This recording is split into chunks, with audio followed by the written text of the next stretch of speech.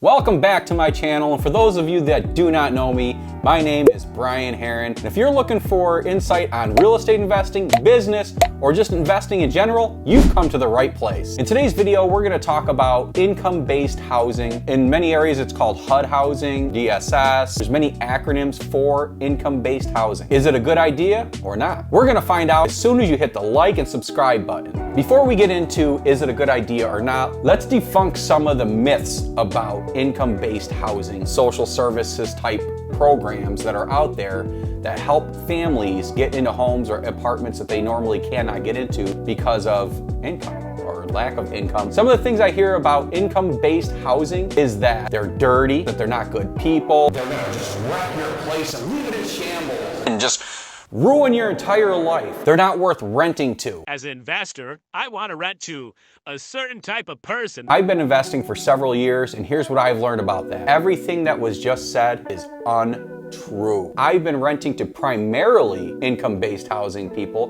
because they're some of the best people to rent to. Renting to anybody, whether it's income-based, renting a $40 million mansion or a $4,000 mobile home is all the same. You have to vet people and make sure that those people meet those standards. Every time I post an ad about one of my apartments, I put my requirements in there, and I'm detailed with these requirements.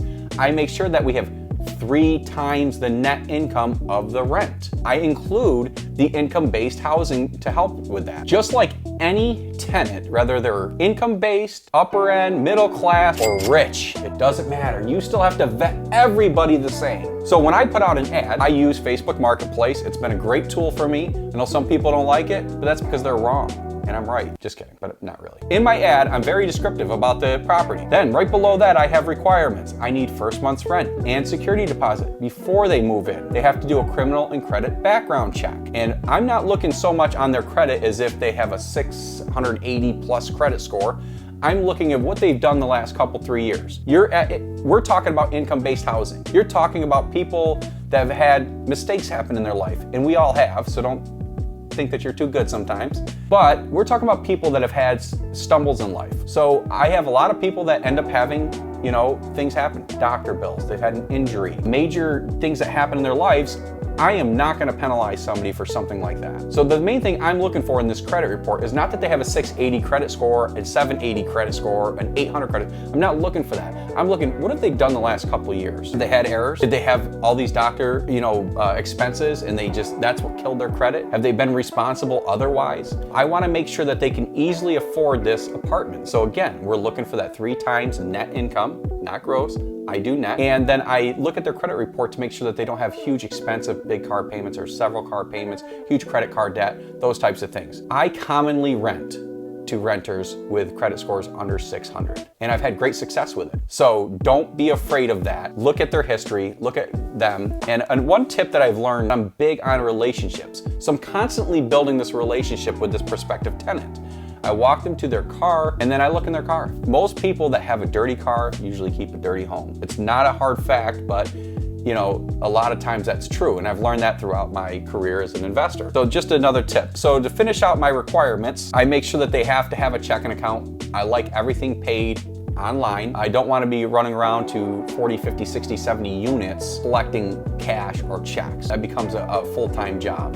The last requirement is not actually a requirement that I tell them, is that I am very pet friendly. And I know a lot of you want to kill me right now and say, oh my God, the dogs tear up the floor, the cats scratch this. You're darn right they do. But here's the thing, especially with income-based housing, people are going to have pets anyways. You're going to tell them no pets. It's a strict no pet policy. But then what's going to happen, when you're renting to a family, they're gonna want a pet. They're gonna sneak them in. And guess what? You're gonna have a pet anyways. So I allow for pets. I try to do the best I can with my apartments by making sure that they're pet friendly, meaning putting down the more expensive vinyl plank flooring that doesn't scratch as easy, that's waterproof, those types of things to help myself out. But I just charge a little more for it. God, they're so annoying. I love them. Really annoying. See, pets, I'm pet friendly. My dogs are barking, interrupting this video. I do, I love my dogs though, honestly. Jacob, had him since 2013. And Annie's a character. God, if you ever met her. So no matter what you have on your lease, they're gonna have pets. And then what are you gonna do? Are you gonna go in there and give them a notice? You're gonna tell them, don't do that, get rid of the dog? They're gonna just tell you yes. They're not gonna get rid of the dog. That's gonna drag on for months. you're gonna say you're in violation of your lease, and then you're gonna have to go file an eviction paperwork. And by then, you're gonna create animosity, they're gonna get upset, and you're really worried about the dog or cat ruining your apartment. What you're gonna have to worry about is them ruining your apartment after you've ruined that relationship. So I allow pets. I just charge a non-refundable pet deposit because I expect no matter what, you're gonna have cats, they're gonna pee on the floor. You're gonna have dogs, they're gonna bite things up. Things get ruined, it's gonna happen.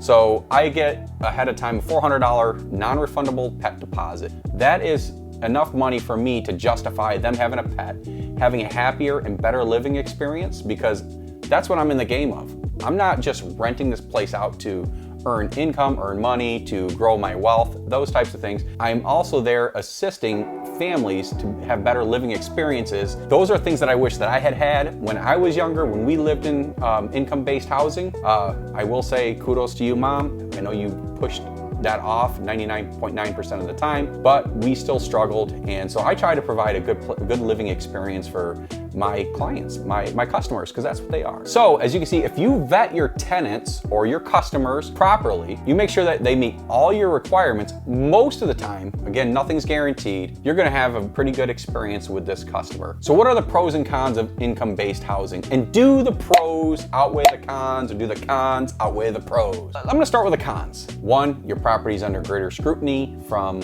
the HUD department or the governing agency's department. Then there could be fluctuations in how much you receive from that government agency based on what type of income that family has coming in all the time. If they move a boyfriend in, they move a friend in, even temporary basis, those can make your rents fluctuate. And the inspections too, to me that sometimes that's a big one, because there's nothing more than a pain in the butt that when they come do that annual inspection and they say, oh, this GFI outlet doesn't work properly, and you just put it in 3 weeks ago. But you never know, sometimes that happens. So you end up having to do other smaller maintenance things that you don't normally have. So you don't have 100% control of the property as far as your renter goes with that type of thing, but to me, they're easy enough to deal with. Anytime you gain anything in life, you have to sacrifice something, so I'm willing to make that sacrifice. Now that we've talked about the cons, let's talk about the pros. The first one, isn't it evident? You get a paycheck from the government every single month. Another pro is that HUD, or some of these government-based housings, actually have a higher rent limit than you normally can get in that area. So in the area that I rented the C or C minus, C plus neighborhoods, working class neighborhoods. Those areas generally rent for less. So in my area, a 3-bedroom will normally rent out for right around $1,100, maybe $1,200 if you have a nicer unit, but HUD will pay up to $1,300 a month in rent. So if you normally rent out for $1,100 and HUD is up to $1,300, that's $200 a month. That's $2,400 more per year for you, the investor, the one that's taking the risk of buying these homes, putting the money down, doing the fixing up, and then renting out to people you don't know. The biggest one to me is HUD. When I use HUD, I prefer HUD over DSS and other government type programs, is because it takes such a long period of time for these tenants to get on HUD. In my area, it's 5-6 years. So these people have to apply for this, and they have to go through years and years and years of waiting and updating their forms and updating the agency with anything that they ask for. And then when they finally get approved, then they can start using this government program, HUD. So that takes a lot of work for somebody to get on this program, but it doesn't take a lot of work to get off this program. Missing rent payments, destroying your property, doing things, breaking portions of their lease, their contract with you, can subject them to losing this HUD and having to start that 5 to 6 year process all over. There are a lot more pros and cons that we didn't go over. I went over some of the main ones. So as you can tell, I love using income-based housing as a tool to help me with my investing portfolio. Now here's some recommendations I'm gonna give you. Everything's about relationships. There's a common saying that says, your net worth is your network. So I have a great relationship with my HUD office here in the county that I work in, and it's worked out great for me. So right now I currently have a 3-bedroom.